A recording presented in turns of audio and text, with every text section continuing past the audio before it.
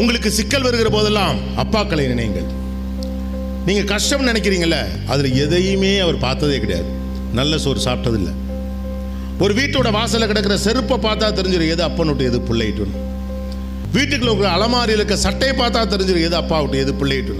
தனக்கு கிடைக்காத எல்லாமும் தன் பிள்ளைகளுக்கு கிடைக்க வேண்டும் என்பதற்காக 3 வேளை சாப்பாட்டில் ஒரு சாப்பாட்டை ஓரங்கட்டி காலம் முழுக்க நோய்களுக்கு எந்த மருந்து எடுத்து பிள்ளைகளுக்காகவே வாழ்றாள் ஒரு அப்பன். அந்த தந்தையின் தியாகத்தில் பாதி இருந்தா போதும் நம்ம தலை நிமிர்வதற்கு, வேற ஒண்ணுமே வேண்டாம். சின்ன தலைவலி, கொஞ்சம் பெரிய சிலபஸ், ஒரு நீளமான ஃபார்முலா, நண்பனின் சிறு கோபம், காதலியின் சிறு சீற்றம், இது எல்லாத்துக்கும் சொன்னங்கி விழுவீங்கன்னா என்ன பண்ண முடியும்? யோசிச்சு பாருங்க.